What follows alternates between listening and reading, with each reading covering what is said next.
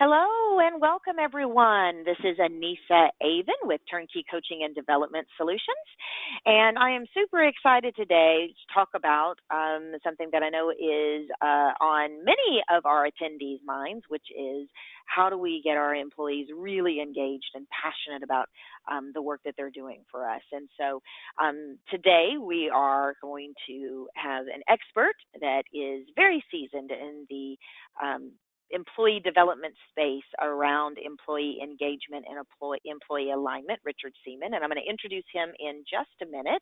And so real quickly, we are going to take care of a little bit of housekeeping. Number one, I want to say thank you and welcome. We're so excited that you're here. I'm really appreciative of David Whitmarsh and the Whitmarsh Consulting Group for sponsoring our webinars. The Whitmarsh Consulting Group is a super talented group of individuals who specialize in increasing the digital footprint and marketing results for their clients. If you are interested in reaching out and finding out more about the Whitmarsh Consulting Group, you can find them online at wcg-bp.com, and that's David Whitmarsh's group. So I want to go ahead and move us forward. We have a lot to cover today. So Richard, let's begin. What's our next slide there? I think it's my happy face. That pretty face. Oh, you're too kind. So I want to introduce myself. I am Anissa Avon, and our organization is Turnkey Coaching and Development Solutions. We provide enterprise learning and development solutions. We've been doing this since about 2004. We have a group of incredibly talented leadership coaches and leadership development experts and HR consultants and organizational consultants and strategic planning facilitators all across the U.S. and some in key hubs around the globe. I'm proud to say that we have decades of senior level business experience in addition to years of HR development, hands-on practical training experience. We've worked with a number of all the way from Fortune 5 companies all the way up to, or down, I should say, to small and medium-sized businesses. So as we proceed towards the end of the engagement, we do have a very special offer that we're inviting our webinar attendees to join us for in regards to leadership development programs. And so I'll share more about that later. I promise that we'll make our sales opportunity and our special offers very minimal. We really want to deliver on our promise of rich content that is relevant and usable, and then invite you to explore working with us at a later date. So Richard, I want to introduce you guys to Richard. So Richard and I have known each other for a number of years, and he is such a joy to be around. Every time I speak with Richard, I learn something new about how to show up in life and be authentic and be caring and still be a professional. Richard retired from the Federal Aviation Administration. What was that? Six years ago, 2012. And after his retirement, he began Beacon Leadership. And among others, his team has assessed, coached, trained, and evaluated clients such as BMW, Apple, SGE, the FAA, the Department of Energy, the Department of Defense, small municipalities, and big municipalities, and even organizations like Weber State University. He is an author and a certified coach, and produces results for his clients. Richard, what did I miss about you? What else would you like to share with us that makes you an expert on engagement and alignment, for example? You've already said way too much. I'm cowing in embarrassment already. I better start talking or I'll start stumbling over my swollen tongue, you know? So it's great to be here. I so appreciate this opportunity. It is something that you're going to hear in my voice that I am very passionate about, and in a 30 to 40 minute presentation, I'm gonna feel like I'm running because I'm used to spending more time, and as we all know, adult education is participative at best, and when it is, when it's like that, that's when adults learn. And so I have a tendency to slow it down, but I'm gonna try to do a little bit of a data dump. So please, if something comes up that you want to dive a little deeper into, please use that chat box. I've done a lot of webinars, and I'm gonna be careful. But one of the things that I've asked Anissa to do is help me find those things so that we can talk about them. So again, I'm very excited to talk about it. We're going to start with Anissa talking about this question here. Sounds good. Hoping to get folks on the call your temperature regarding what do you believe disengaged employees are costing U.S. companies. So on your screen, you're going to see a poll here, and just tell us, what do you think, if any of you have seen the Gallup engagement survey, they will be quite familiar with the cost of disengaged employees, and it's quite staggering. So right now we've got about 55% of the folks on the call say that it's costing companies more than $5,000. About 15% are saying it's costing companies up to $1,800. Ironically, no one is selecting the $184 per employee. So we have folks on the call that know disengagement and poor engagement is a serious problem in organizations. So looks like we're slowing down, Richard. So I'm going to go ahead and close out our poll. All right. And then I'm going to share the results here. So on our screen, we see that about 28% say $35.25 per employee per year. About 40% are saying more than $5,000. 22% $1,884. So the answer is $35.25 per employee per year. It's staggering. This particular research study, Richard, as you know, was based on 156 million Americans in the labor force. And the statistics estimate that between $450 billion to $550 billion in costs are due to disengaged employees, or $35,000 per employee per year. So the cost of disengagement is there. And compared to fostering engagement, training managers, right, to build their managers' competency in performance management is nothing compared to the cost of a disengaged employee. Absolutely. I totally agree with that. So my philosophy, working for a long time in a position in the FAA where I was trying to help and train and coach other managers and supervisors in the organization how to better do it, I completely reversed my opinion about performance management.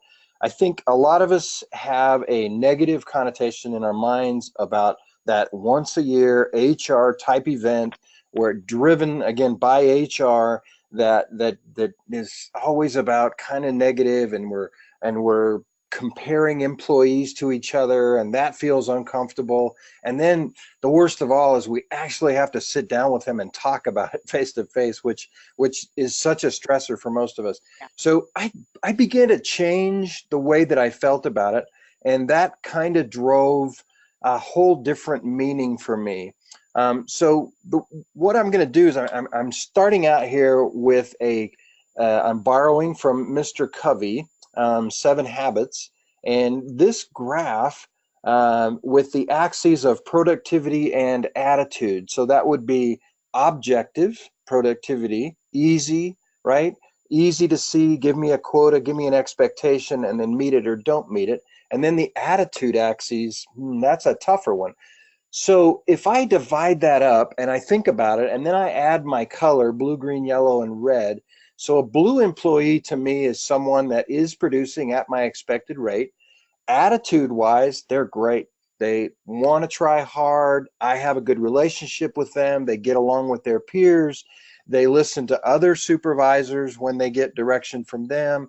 They're just great employees. And so they're the sweet spot. Those are the guys that we hope that work for us, right? So who's a green employee? Green employee has a great attitude about the job, but they're not really good at production. And the reality is they probably don't know how to be productive, because they do have a good attitude. They want to be successful and they want to breed a good relationship with me. So typically this is a newer employee, happy to have a job, loves his new boss and the new organization. And that's what that green employee represents. Someone that hasn't figured out how to be productive yet, but they've got a great attitude. Yellow employees. Ooh, those are the ones that a lot of managers just love to hate. A yellow employee is generally a tenured employee, someone that's been there long enough. They know how to do their job. I like to say they can do the job with their hands tied behind their back and blindfolded. They, in a car dealership, for example, they know how to get their quota in 10 days and then they get 20 days off. And that's kind of the driving force, but part of it is just disillusionment. They are not satisfied with their jobs, don't like the relationship what they have with their manager. They don't like the organization. Maybe it's just as simple as they don't like the new change in the insurance offerings this year in my organization. It could be a number of things.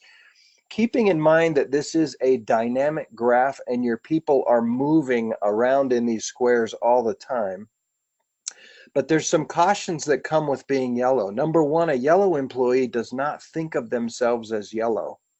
You see, they meet our quotas and our expectations, which is what management speak does. We talk about quotas, we talk about productivity, we talk about growing and getting bigger, better, but we don't really talk about attitude very much. So they believe in their minds and the way that they are thinking through their 8 hours at work, I'm doing what the boss wants me to do, therefore I must be a blue employee. Another caution would be that it's a little bit cancerous. It's very contagious. That bad attitude, you see, I've got a green employee over here that is watching my yellow employee and thinking, wow, he gets his work done in 10 days. If I just learn how to act like him, the whole 100% behavior, then man, I could be really good and only have to work for 10 days. That's who I'm going to imitate. You see, that yellow employee is the guy in the back of your team meetings, sitting in the back row, got his feet outstretched, got his hands brought across his chest, folding his arms. And every time you say, hey, come on, guys, let's stand up and sing Kumbaya with our new plan and our new program, they roll their eyes and they mumble, I'm never going to sing that song again. And that's why we hate them, because we see that attitude and others are picking up on it and we want to, oh, boy. So yeah, there's some caution there. Of course, that's why it's a yellow color. And then red, man, why do we have those people? They're costing us money. They're not productive enough, because that's really the break between productivity. If they're making us money or not, bringing the revenue in or costing the organization money. Again, think of the newer employee progressing down the axes of productivity. But that employee also has a bad attitude. So why are we keeping them around? So I like to just remind people that there are familial, family type relationships in every organization. It doesn't have to be a mom and pop. It could be as big as the FAA or IBM or anybody else. It could just be that they have a family relation with their boss. Maybe they're golfing buddies. Maybe they go on vacations and take cruises together. There's a lot of reasons why you have those. So what I like to tell my supervisors as I'm training new supervisors is let's pull out this graph once a week, at least in your mind or on a computer screen, or take a snapshot and have it on your desk. And then right next to it, write down all of the employees for which you have stewardship. And maybe that's a whole bunch of people, or maybe it's your very defined team of 10. You know, I just trained a bunch of project managers and they had a very hard time articulating who was on their team. And so it varies, but write down the people that week that you have stewardship or kind of responsibility for. And so after you do that, then you take each one of these names and you play a little game of pin the tail on the donkey. You take John Smith, he's my blue employee, and this is a 1-minute exercise, nothing more than that. John Smith, Dan Jones is yellow. Mary Johnson, she's new. She's my green employee. Betty Wilson, I've always thought of her as blue, but right now she's got a bad chip on her shoulder, and I'm going to have to put her down there in the bad category, so to speak. Down in yellow, Susie Brown. So 1 minute later, I know where my employees are. This is so revelatory. This becomes just monumental in what you do and think about your employees. What it really does, it gives you a practical thing. This practical thing says, when I meet John Smith, Dan Jones, Mary Johnson in the hall, or I see them in the break room, or maybe in the cuberhood when they're all in there together, what is it that they need from me as a supervisor? So now I'm helping myself define what it is I should be doing for these people. If they're a blue employee, there should be a reward involved. That reward probably should be at least announced publicly. It's not necessarily monetary. It could be, but it's not necessarily time off. It's really mostly, according to Maslow, it's a pat on the back. It's an affirmation. It's praise. And again, done publicly, it does two things. Number one, it keeps that employee blue. They want to keep performing, and you are acknowledging that they're on the right track, doing the right things. The second thing it does, again, thinking about Maslow, Abraham Maslow said, if you single out that one employee and you say, this guy's great, then everybody else in the room wants that praise. They start craving it. And so they're willing to do the same thing to get that reward from you. If I have a green employee, they need to be trained. Supervisors, managers are not usually the trainer. Don't think this means that I need to spend the next 5 days training my employee how to become productive. What it means is you're going to identify who and what, and then you're going to make it happen. You're going to assign it. You're going to find it. Maybe it means that you send them away to college for a week, send them to one of my trainings. That's the best idea ever. um, and then of course the yellow employee, this is what I tell my supervisors when I train them in my organizations. I say, I hired you because I want you to coach your employees. And what coaching is for me, I like to simplify: perspective and motivation. Maybe just a smattering at the end of accountability, but it's really about telling people how they're doing, what they're doing, how they fit into the organization, and how they fit in with their peers. They all crave that information. They want that, and they want to feel like they belong to you. But sometimes we don't even talk to them, maybe once a year, to give them that performance review. Remember that, and we're going to get to this, but it's not just negative information. This should be positive as well. But give them that perspective, and then you give them the motivation to be better. By the way, the best motivation that you could give them would be something like this: I know you can do better. I know you can. How can you do better? And then let them tell you how they're going to improve. Then the best line of all in that regard is, how can I help you with your plan to improve? And now you're both invested in it, but they own it, and they're going to work hard to make it a reality because of that ownership. The next one, that move or remove, I add move in there. Most people think immediately about firing those employees, and that's a good notion, but the problem again is you've got family type relations with some of them. Don't fire them. Find them a place where they can be happy. Find them a place where they can develop good attitudes and be productive so that they can become that blue employee. Some people you're going to have to fire. There's no doubt about it. Don't waste the organization's money, time, resource, and you're not sleeping at night over those kind of people. But find a place for them in your organization. As you know, a lot of you are human resource type people. There's an investment made in new employees, and we get a year into their employment. It'd be better to move them into a different job and not expend more money, time, and resource in that individual by hiring someone new. And we're back to Anissa. Give us another poll. Yeah, so we've got another poll about the cost of disengagement. I'm going to launch here. And while that's, what's the formula? There we go, launch that. I'd love to get you guys' feedback regarding, okay, so before it was how much does it cost companies per employee per year. Now we want to know what's it costing in regards to the individual's salary. How much of their salary is wasted when they're disengaged? And while we're doing that, Richard, what are you finding? We have a number of clients that contact us because I think these employees we would call yellow employees. They have Okay. high productivity, poor attitude.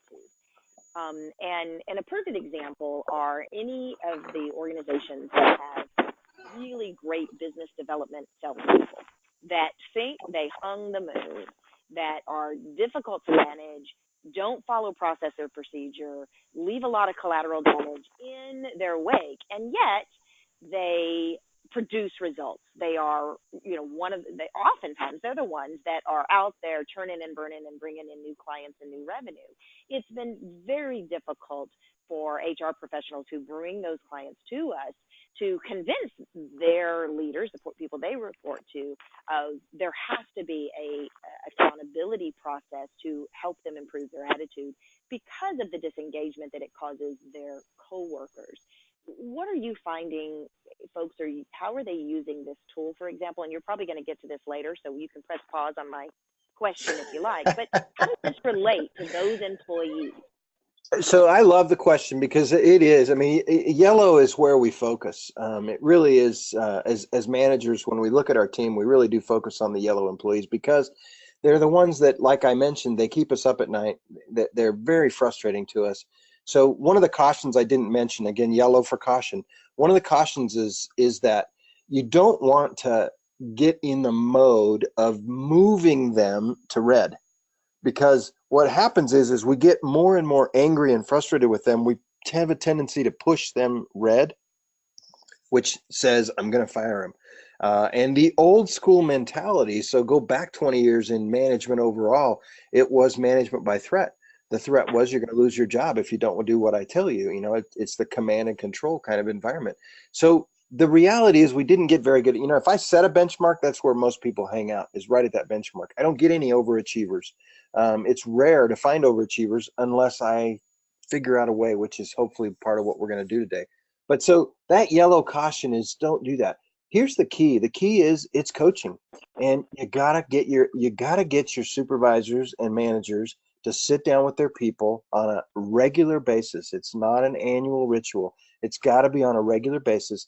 Give them the perspective. Again, if they don't know, then they think they're blue. If you don't sit them down and say, you produce so well, you're such a part of my production. You represent, out of 10 people, you represent 20% of my production on my team.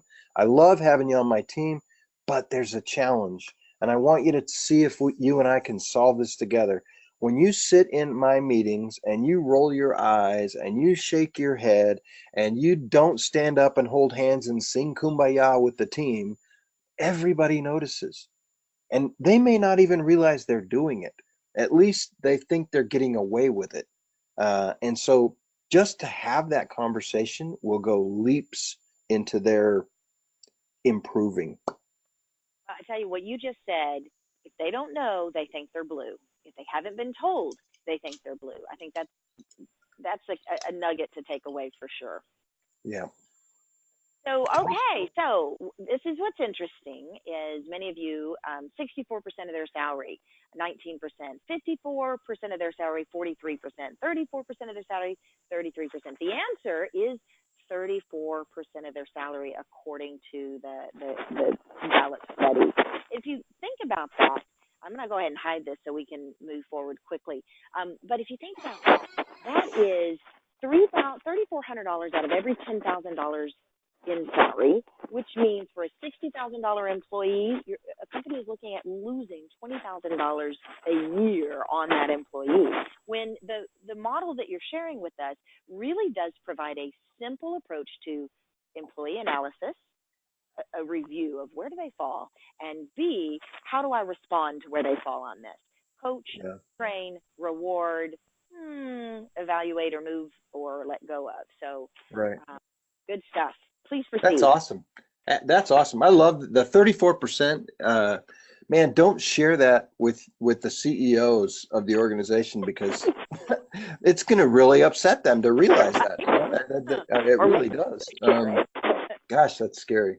Yeah. There's some cool facts on this sheet. I'll leave it up for just a second and then click. Hey, so I'm going to go through a couple of employee descriptions. Again, this is where I'd love to see a little bit of interactivity if anybody wants to comment or say anything. But so if I have an employee and he's described as being super professional and all the things there on that list on the right, highly respected, he's an influential natural leader, does everything I ask him to do and more.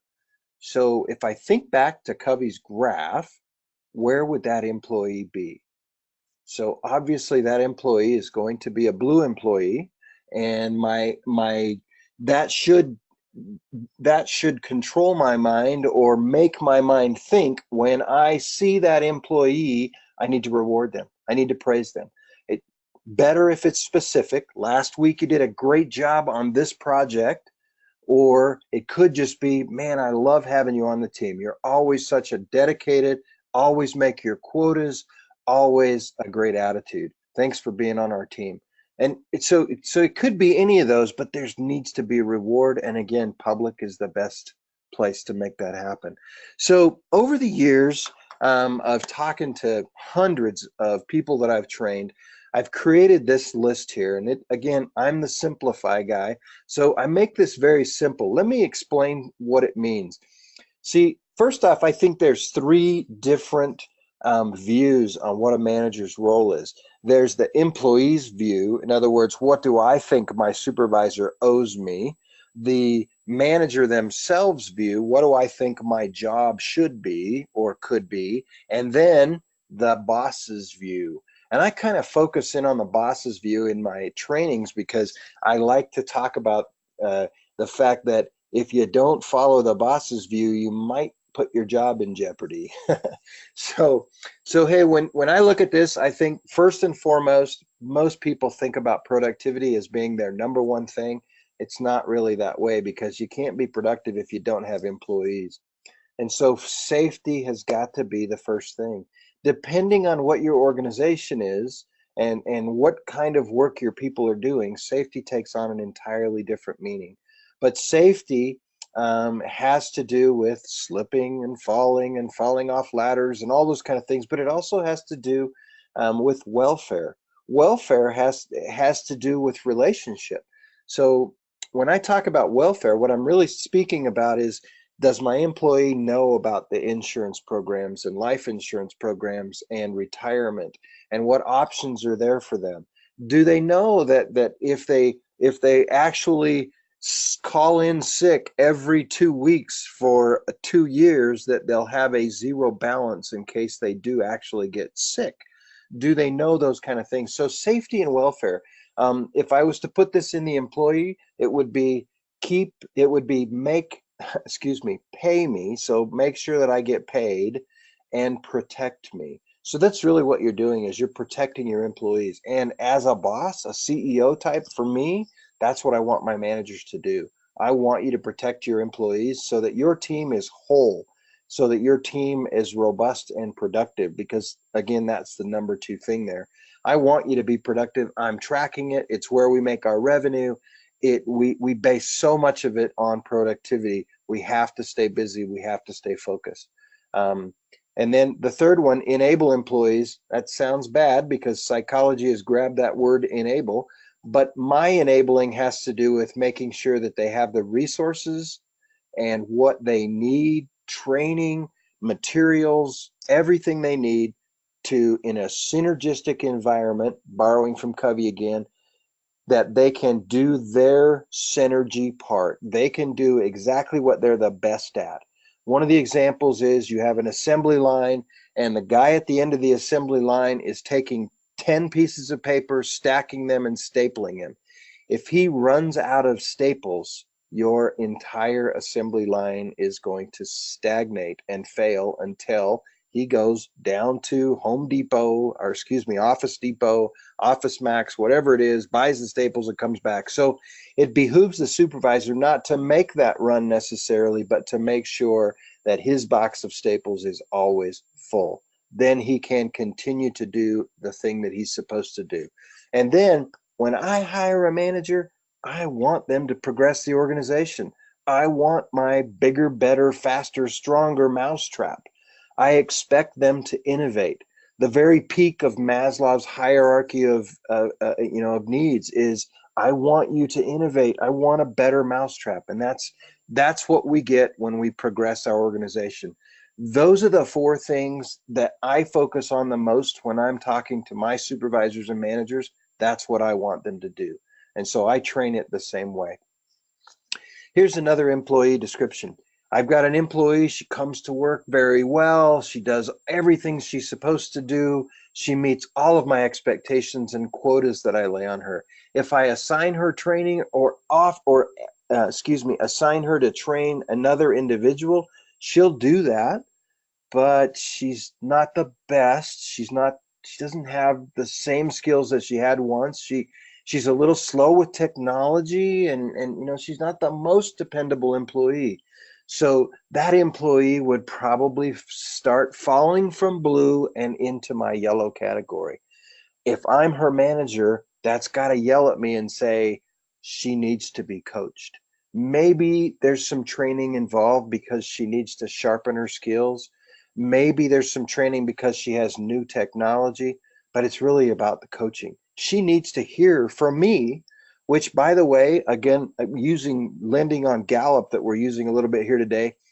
Gallup said that when they polled all of the employees, and everybody knows they poll everybody about everything, but of all of their employees that they've polled, the percentage is in the high 80s for those that would say that if they had one trusted employee at work, their number one trusted employee would be their boss, their manager, which is a little surprising on the onset, but it really is the person they trust. They want that information from you. Again, Maslow would tell us that they want to hear from their boss that they're doing okay or not. They're not going to ask you necessarily because that's socially uncomfortable, but they are craving it. They want that information from you. And then you can do a little bit of rewarding with this employee. The caution is you don't want to do it in public. You got to be careful, because if you reward them, especially generically, not specific task, but generically, then again, your green employees are going to look at that and say, oh, there's the person I'm going to imitate. I am going to be just like them. So you got to be careful with that. So I like to tell people that an effective manager doesn't do the normal performance management. What they do is they do it daily and timely. They recognize both positive and negative performance. Then they acknowledge especially that positive performance, and they do it publicly if they can. And then they do the big one. The big one is document that performance. That's not so you can go to court and go to battle over whether or not they're a good employee. No, what it's really about is that you get to document that. And the way that I tell my folks, I want you to spend 2 or 3 minutes every day. And again, these are small little exercises. Spend 2 or 3 minutes at the end of the day. Go into your Word program where you have a file built for each of your employees, and go in and just type in a phrase or a sentence or two about that employee today. What you have at the end of the month is a month worth of data. And at the end of the year, you have something you can copy and paste into the HR required format. And you can say, I'm done. And it keeps you honest because you've been tracking it on a daily basis. Here's the best thing of all about that. If I bring an employee that I feel like in this last case that she is starting to slip and she's becoming yellow, then I can go in and pull up last month's data and this month's data. I can print it out for her. I can bring her into my office one-on-one in a very secure environment. So it's just me and her where she can feel comfortable to talk. And then I can say, I need to talk to you about some things I've been observing. I can pull those sheets of paper out and say, compare last month and this month. Look at the things that I've written down. You see, when you write it down, it has tremendous impact. It's factual. It is, your employees are going to listen with a whole different regard, because when you voice it, even if you read the same information off the sheet of paper, it becomes emotional, and it's you hate me, don't you? and they tune you out. But when they read the data, and they'll remember things because you say, on this day you helped John with his pile. On this day she did 12 and she was only required to do 10. But on this day she only did 8. She'll remember those things because they're only a couple months old and you have that data in front of her. All right. As Another we employee. move Yes, forward, ma'am. I just wanted to say that what you're sharing right now has evolved so far in regards to the best practices for performance management. We actually are an authorized partner, Turnkey is, with an organization that does digital performance management, and it's called Engagedly as the platform. But Right. the effectiveness of the platform is that the old way of the annual performance review reminds me of imagining that we didn't tell our teenager until she's 2 years, she or he, obviously I have a teenage girl, so that's what's on my mind. Just let her be a teenager for a year before I give her any feedback about what works and what doesn't. Oh And yeah. that's how so many of us manage our employees. Oh And we yeah. wouldn't do that with our children, and yet with our employees, we're too busy. We have a manager right now that we're coaching their direct reports on the goal is to help her build her leadership pipeline for succession. And she's so busy herself that these leaders are floundering because they don't know, based on her input, what it is they're supposed to be working on. And from a coaching perspective, from a organizational development consulting firm perspective, it's heartbreaking to see because they desperately want to please her. They aren't disengaged, with the exception of they feel unheard and devalued because she can't make Yeah. time to give them the Yeah. feedback. And so this ongoing idea of real-time feedback using the technology that's available to us makes it so HR can provide their leaders with an effective means of doing this beyond, don't forget, next month is your yearly review time. It's Right. organizations that are still doing that are dinosaurs compared to what is now easy Absolutely. and effective. Absolutely. So you're absolutely right. There's so many lessons you can learn about raising kids. Of course, I like to tell the story of the 2-year-old that's in the front yard with a ball, and the ball goes into the street, and the kid heads after the ball. That is not something you can talk about in your annual review. Yeah. That requires immediate attention because there's safety involved. And that's why it's got to be on the spot. It's got to happen right now. So great point. Thank you, Anissa. So scenario 3, you got an employee. Obviously, this employee becomes probably red. What do they need? You know what? If we're trying to move and we're trying to protect that employee because we like them and we're trying to save the organization money, time, and effort, then we got to train them. We got to coach them first. And gosh, if we have to, then we have to remove them. Here we are with another poll. Anissa. So I'd love to hear from the folks on the call about your, let's see, let me launch this poll. Go, trying to do two things at once, talking to Awesome. bubble gum. So how I love. effective is your performance management training? So I want you to complete this sentences. Our managers are, they're highly trained and highly effective at performance management. They're somewhat trained and somewhat effective. They're trained, but there's poor follow through. Have had no training? What? Performance management? What? Where is your organization? And every time I ask this question, I'm always amazed at the answer. I don't remember the exact statistics, Richard, but I know that there was a poll done of executive teams, and it was something like 87% of executives polled indicated that one of their biggest concerns was employee engagement and poor performance management Oh yeah. from their leaders. I mean, it's a Yeah. huge number. And yet, when I ask this question about how many of your managers are really effective, rarely do I get anyone that says, we're good, we're golden, we are Yeah. trained and highly effective. And it's Yeah. unfortunate because over time, with the change management initiative and the right training and the right tools, every manager in an organization can be highly effective and competent in performance Right. management. Right. And the disconnect really is oddly, is that, you know, when you do rise to that HR officer or the C-suite kind of employee, or even a mid-level manager, you look back and you think, why aren't my supervisors? Well, you know what? Nobody trained them.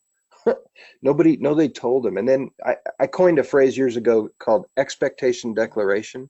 We have such a habit of not voicing what we actually expect.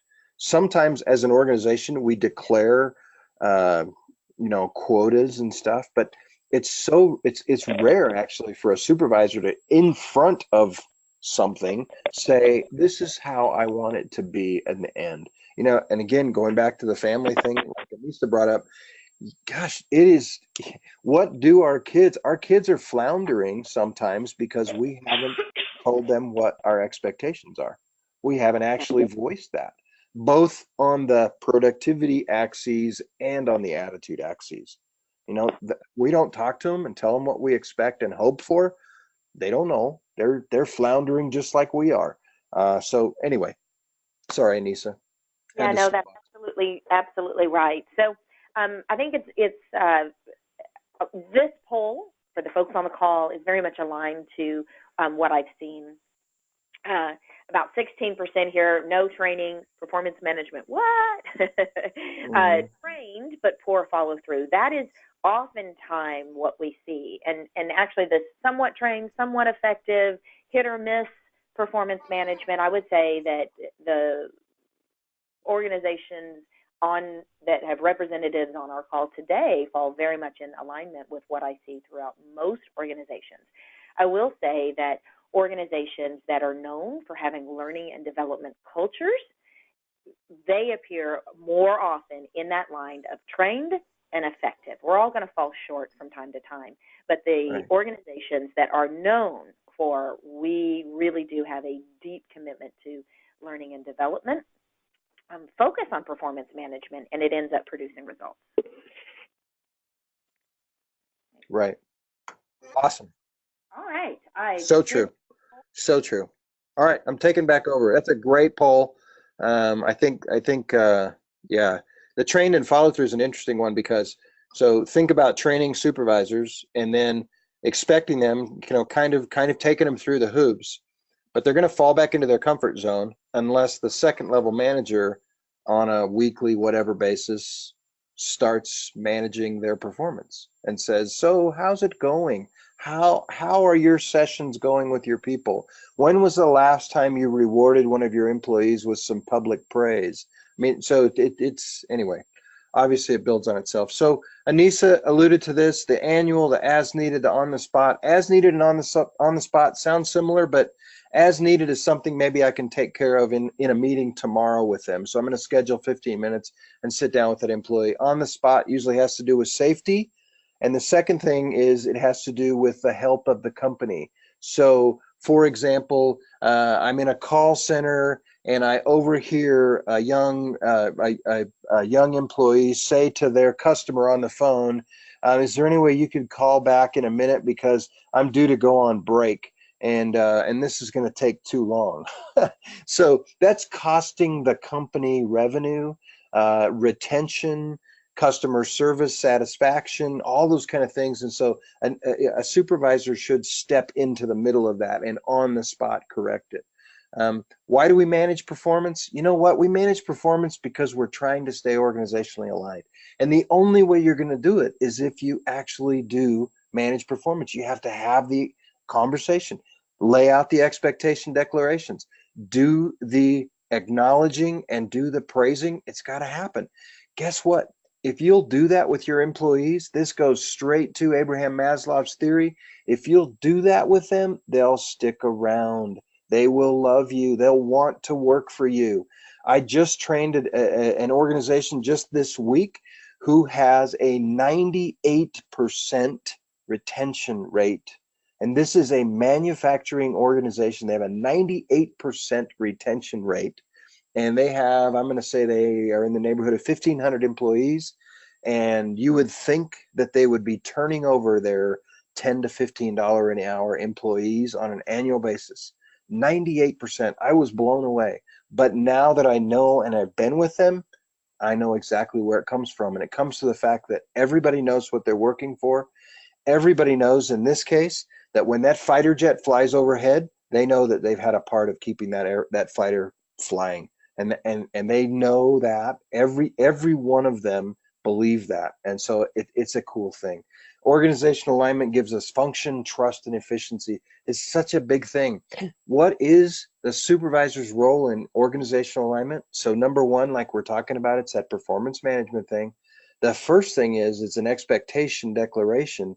It's also making sure they know, your employees know what the mission of the organization is, what the vision, where are we going for the next 5 years? And then what are our values? What do we really want to breed?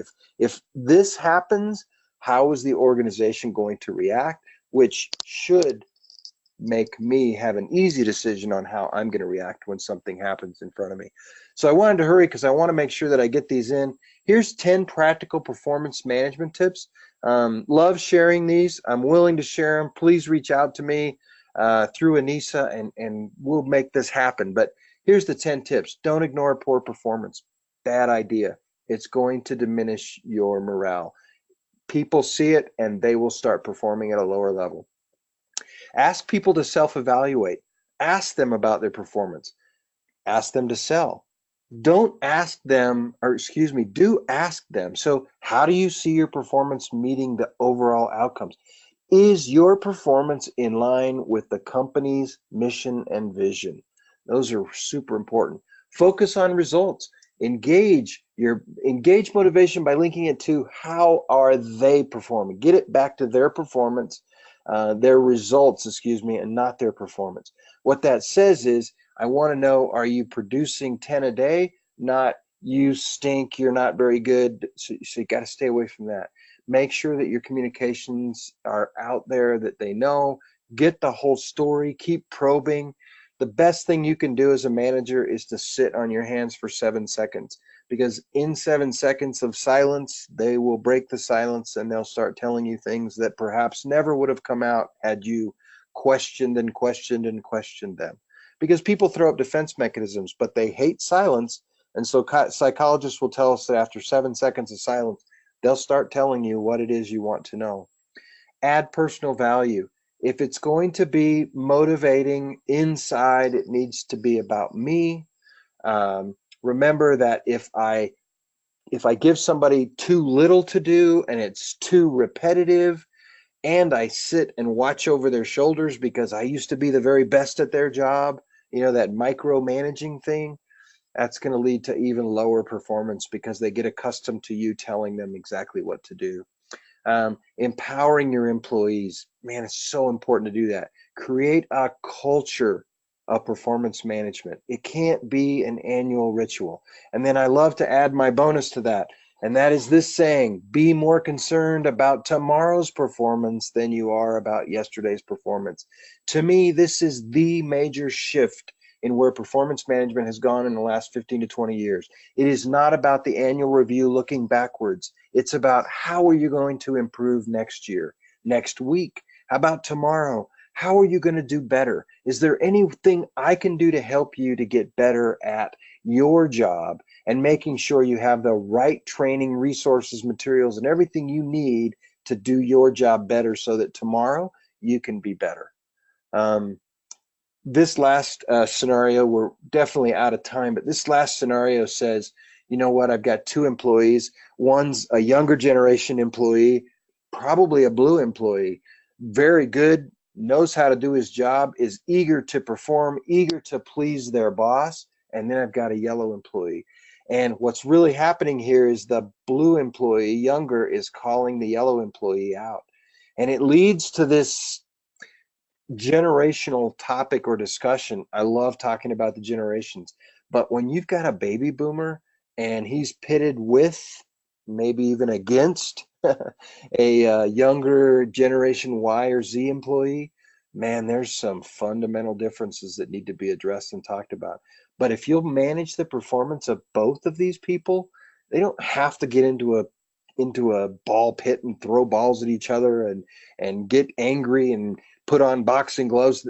You know what? This is an awesome example of two people that ought to be working together, because they can probably both become blue employees and really like working together. Let's see.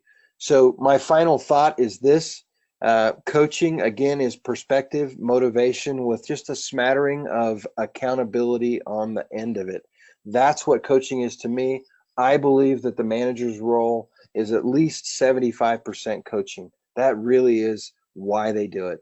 So what should they do daily? There's your list again, back to that same slide.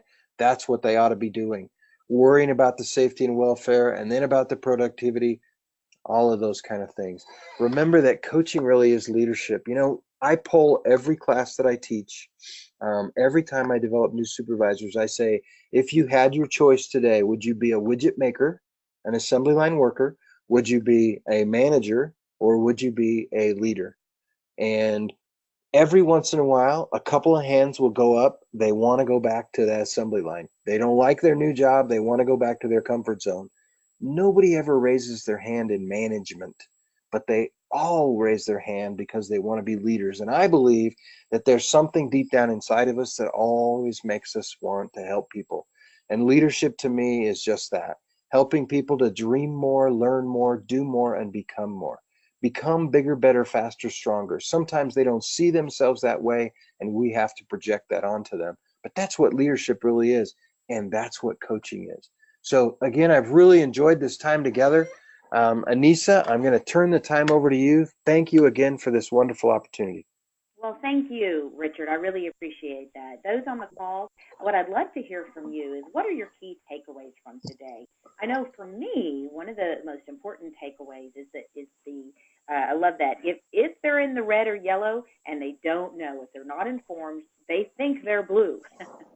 And this is what happens time and time again, is that without appropriate touch points and authentic feedback, both in the, hey, great job space, as well as let's look at how we can improve, organizations are not able to achieve the results and the peak performance they really need to be competitive in this chaotic world that we're living in these days. So one of the things that I wanted to let everyone, as you guys are sharing with us your takeaways, one of the things I'd like to let you know about is Richard's leadership development and performance management training and workshops.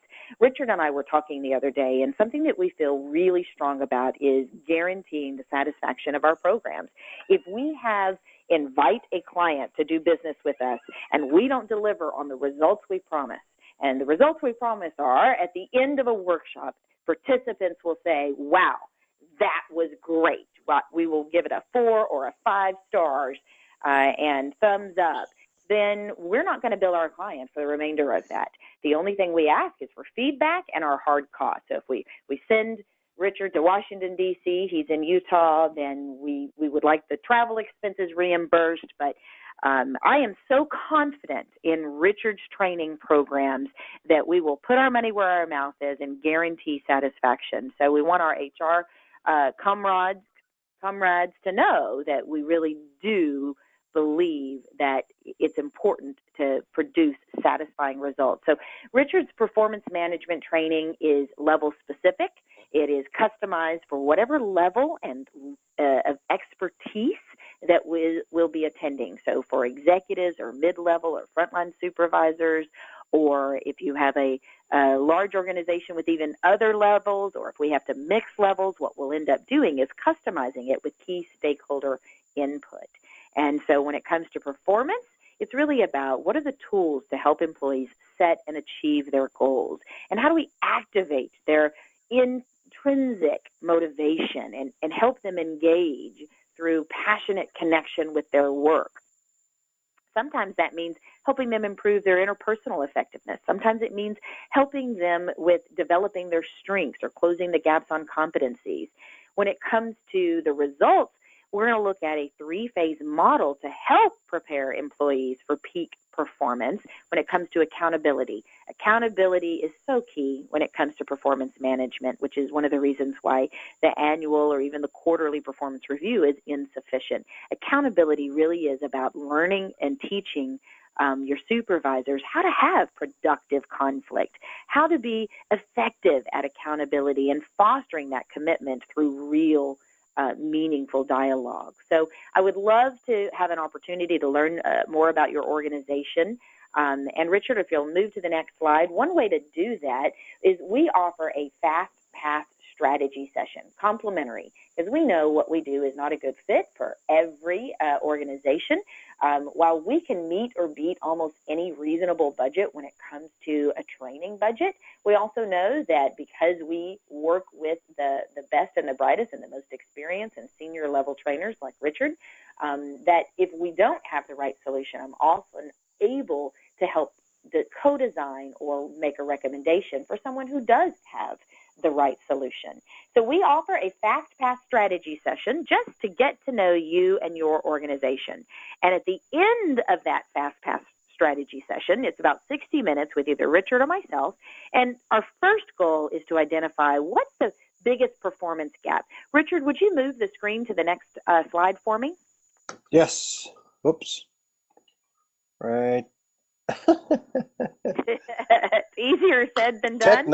Technology. There it is. There we go. So the first piece is what's the biggest performance gap? For many of the folks on the call, you guys already have some type of training, but perhaps it's fallen short of the goals, or it's hit or miss. So our first goal is, where do the performance gaps lie? What level of leader it needs to be engaged, and how do we produce something that will produce a long-term result? Sometimes that's outsourcing the whole change management piece. Sometimes it's simply coaching the HR leader on how to coach their leaders and seeing the initiative through. The second thing we do in our Fast Pass strategy sessions is clarify key opportunities. Where can we produce the greatest results for the least amount of effort right now? What's the low-hanging fruit? And whether we do the work or we support you in doing the work or we just advise you, this strategy session is meant to give you actionable steps to resolve that performance gap and seize those key opportunities. So our goal at the end of that is to identify your primary long-term goal, as well as 2 projects required to achieve that goal. And all of that is complementary. We believe that once you get to know us and know our expertise, when the time is right for you to hire an organization to support you in your training and development, you'll contact us. And before then, we want to be a partner in developing your confidence in us. So we look forward to your feedback. I thank you guys so much for being present.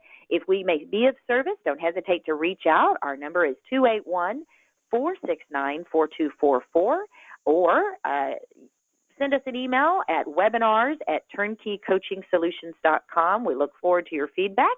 We look forward to having a Fast Pass strategy session with you. Richard, this was great. I really appreciate it. Thank you so much. It's awesome. Turnkey is a fabulous company.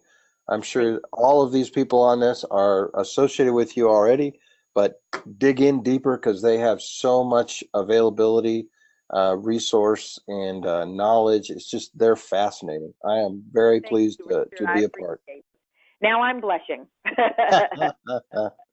Okay, excellent. We did a good job at keeping our promise to an hour. So thank you, everyone. We look forward to connecting with you soon. Richard, great job. I really appreciate your time and expertise.